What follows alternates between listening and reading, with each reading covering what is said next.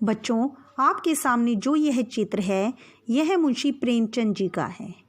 प्रेमचंद जी का जन्म सन 1880 ईस्वी में बनारस के लम्हई नामक गांव में हुआ था। उनका मूल नाम धनपत राय था। प्रेमचंद जी ने लगभग 350 कहानियाँ और 11 उपन्यास लिखे, जिनमें उन्होंने किसानों और मजदूरों की दयनीय स्थिति, दलितों का शोषण, समाज में स्त्री की दुर्दशा और स्वाधीनता आंदोलन आदि के विषय में लिखा। बच्चों, आज हम आपकी पाठ्य पुस्तक क्षितिज भाग 1 में संकलित पाठ 2 बैलों की कथा पढ़ने जा रहे हैं। 2 बैलों की कथा एक कहानी है जो कि प्रेमचंद जी द्वारा लिखी गई है। इस कहानी के माध्यम से प्रेमचंद जी ने किसान और पशुओं के भावात्मक संबंधों का वर्णन किया है। इस कहानी में उन्होंने यह भी बताया है कि स्वतंत्रता आसानी से नहीं मिलती, उसके लिए बार बार संघर्ष करना पड़ता है। इस प्रकार यह कहानी आज़ादी के आंदोलन की भावना से जुड़ी है। 2 बैलों की कथा प्रेमचंद जी द्वारा रचित यह कहानी 2 बैलों पर आधारित है। जानवरों में गधा सबसे ज़्यादा बुद्धिहीन समझा जाता है, सबसे अधिक मूर्ख माना जाता है। बुद्धिहीन का अर्थ है मूर्ख।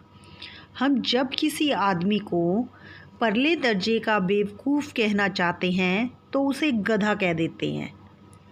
मतलब हम जब किसी आदमी को बिल्कुल मूर्ख कहना चाहते हैं तो हम उसे गधा कहते हैं।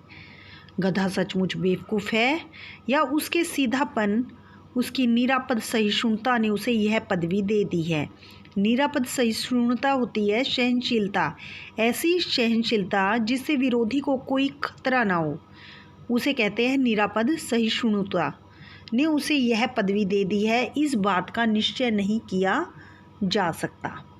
गाय सींग मारती है और ब्याई हुई गाय तो अनायास ही सींगनी का रूप धारण कर लेती है। बच्चा होने के बाद, यानी ब्याई हुई गाय कहते हैं जिस गाय को अभी अभी बच्चा हुआ है, वह गाय शेरनी के समान हो जाती है। वह अपने बछड़े की रक्षा में हिंसक हो जाती है।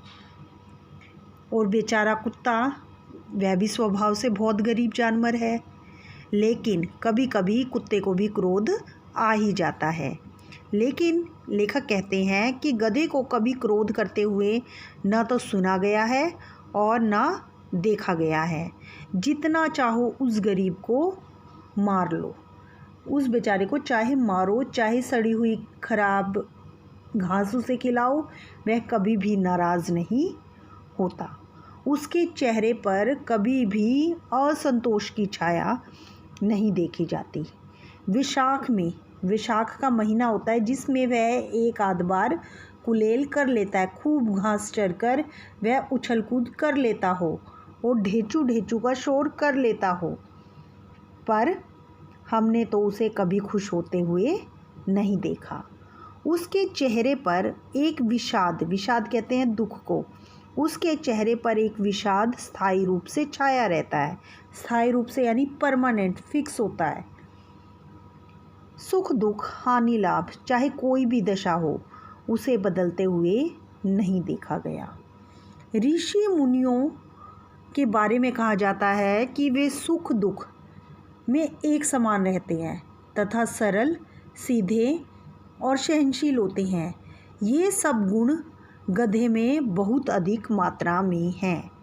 वे सभी उसमें यानी पराकाष्ठा, चरम सीमा पर पहुंच गए हैं, पर आदमी गधे को फिर भी बेवकूफ़ कहता है। आगे प्रेमचंद जी कहते हैं कि सद्गुणों का इतना अनादर कहीं नहीं देखा, इतना अपमान, कदाचित सीधापन, ज़्यादा सीधापन भी संसार के लिए उपयुक्त नहीं है। देखिए ना, अब भारतवासियों की अफ्रीका में क्या दुर्दशा हो रही है और क्यों उन्हें अमेरिका में घुसने नहीं दिया जाता।